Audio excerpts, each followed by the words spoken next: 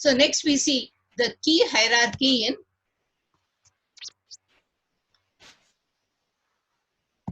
802.11.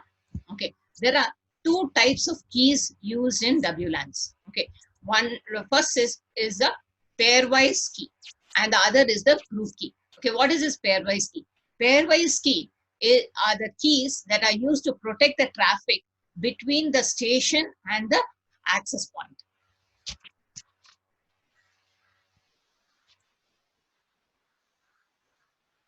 The group key is intended to protect broadcast or multicast traffic between the AP and the multiple stations. Okay, so pairwise key is for the station to the AP. The group key is from AP to multiple stations. Yeah. So the root of this key hierarchy is the pairwise master key. Okay. So first, how is this pairwise master key generated? Okay. You have two methods to generate this pairwise master key. The first method is the station is from the master session key. Okay. We see that the station and the authentication server have authenticated themselves. Okay. During this process, they have created a master session key. Okay. Between the station and the authentication server. Now, this authentication server gives the master session key to the AP. Okay. So now the AP comes to know of the master session key. Thereafter, the station and the AP generate the pairwise master key from this master session key. Okay, so that is the first method. The station and the authentication server may agree on a master session key, okay, as a part of the authentication procedure. The authentication server communicates this key to the AP.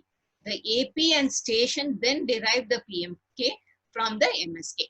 Okay, so now this PMK will be a fresh PMK for every session.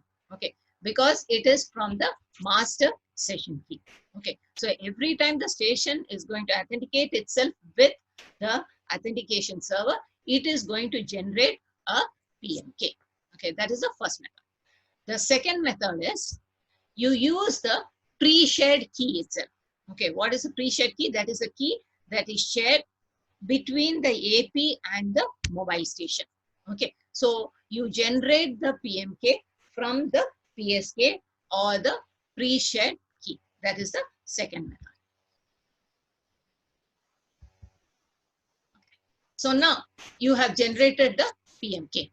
Next, the pairwise transient key. Okay, the second key that we use is the pairwise transient key.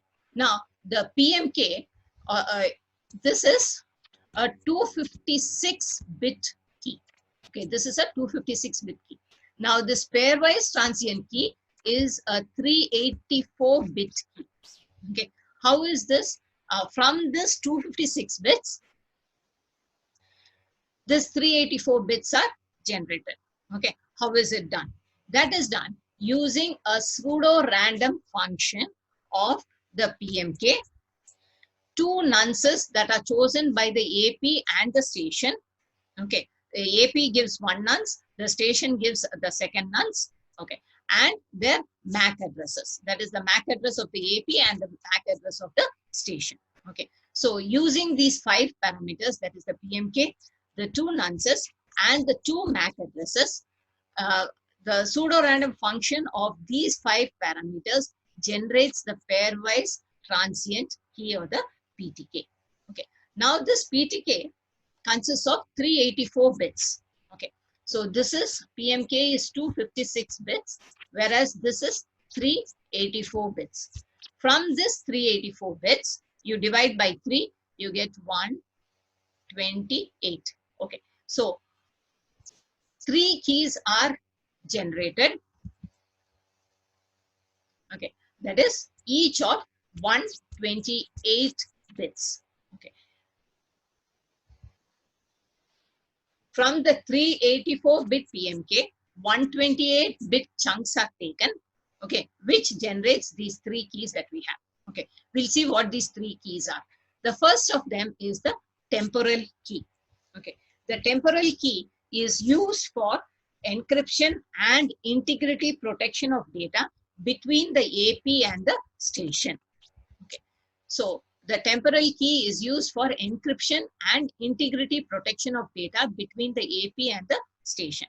Okay, next 128-bit chunk is the KCK or key confirmation key. This is used for integrity protection of some of the messages in the four-way handshake. We will see the four-way handshake just now. Okay, so this is used for integrity protection there. Okay, so this integrity protection is supported by MAC, computed as a function of the message and the KCK.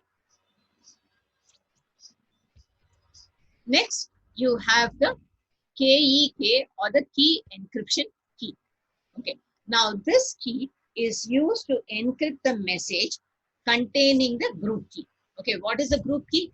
Group key is the key that is going to be used by the AP to multiple stations. Okay, so these messages which use the group key are going to be encrypted using the key encryption key.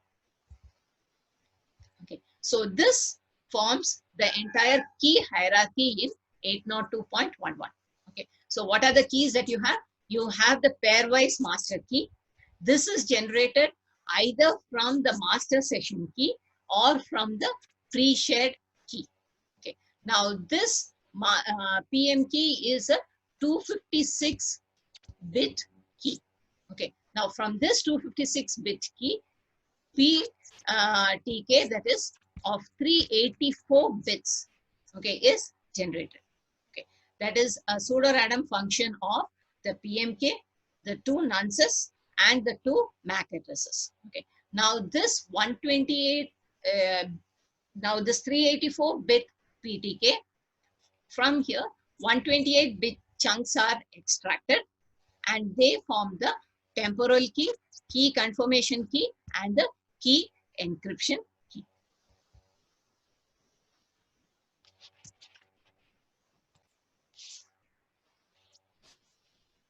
Next, we see the four-way handshake in 801 protocol. Yeah. So the main goals of the four-way handshake protocol, first, to derive the PTK from PMK. We have already seen that the PTK is derived from PMK. So this is done by the four-way handshake. Okay. Next, we verify the cipher suits that are communicated in the beacon and the associate request frames. Okay.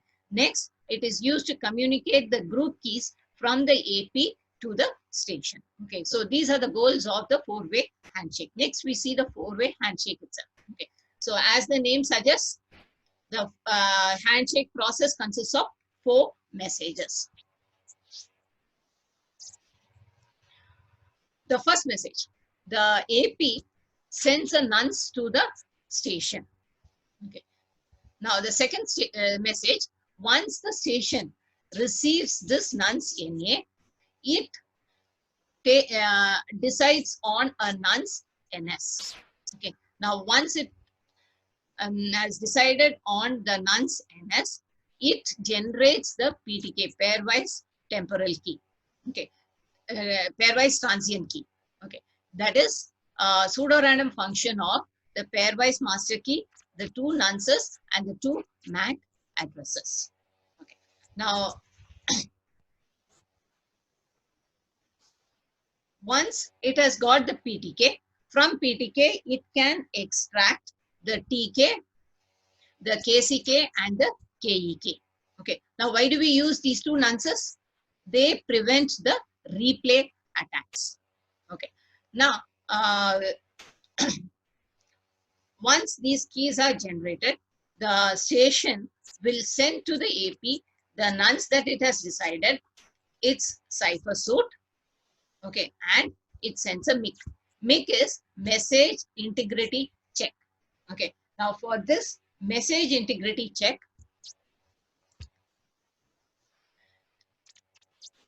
it uses the KCK.